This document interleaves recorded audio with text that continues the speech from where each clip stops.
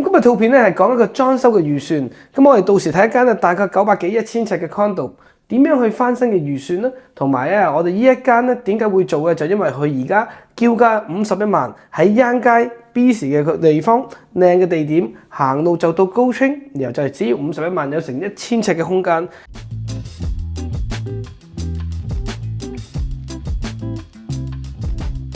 咁我哋如果入到嚟改造嘅時候咧，玄關到後邊嘅，因為始終個樓齡咧，佢有啲要一定係要去裝修噶啦。咁我哋嚟裝修嘅時候咧，眼見手板功夫啫。呢啲櫃全部整好晒咧，拆晒去整嘅話咧，佢個預算咧大概係8、9千蚊就搞掂晒噶啦。然後咧，到時咧，你會換翻一個爐頭雪櫃咧，用翻啲新款或者嘅二手嘅新款，意思即係話有少少瑕疵品，但係你可以揾Stainless Steel嗰啲，到時俾租客用咧 very good。咁我哋呢個概念咧，大概咧係8、9千蚊咧就已經做好噶啦。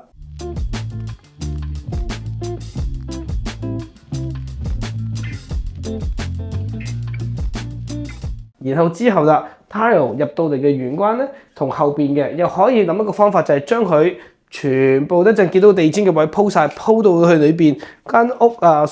房裏邊。佢嘅原因咧，一鋪完個視野就開朗咗。咁佢嗰個預算咧係7000幾蚊嘅預算啫。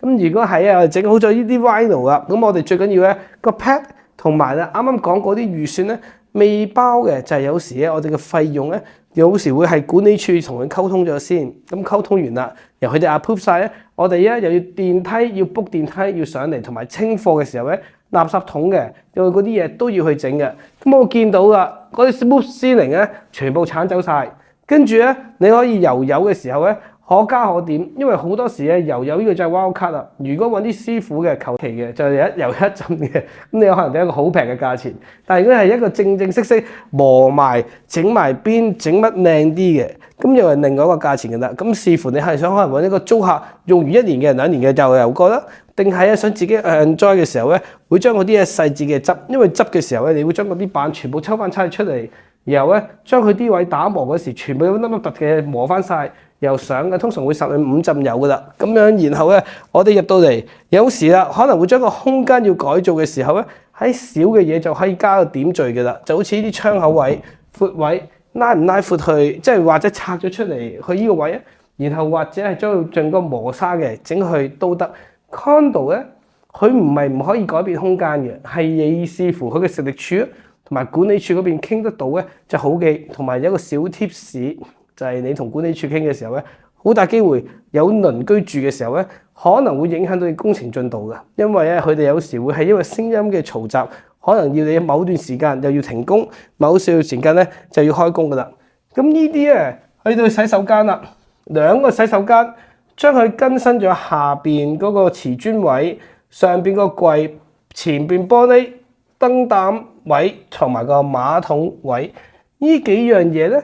都係可以去改造晒噶啦。咁我會建議嘅風格咧，就係而家用啲岩板啦，同埋去用啲最緊要係整完後咧防水添。如果俾我嚟做嘅話 ，condo 我會好 suggest 用翻企缸，因為老人家同埋有時啲寵物洗嘅時係方便好多嘅。尤其是 condo 好大機會會面臨咧，就可能會小朋友有時會一個新嘅小朋友嘅時候咧，佢哋會喺度洗或者沖涼嘅時候咧，就會好方便。咁我哋入到去啲窗口窗簾啦，咁就會係有翻啲落翻嚟嘅窗簾。講緊嘅預算咧，唔係好多嘅，都係用幾百蚊嗰啲預算嚟計一計啫。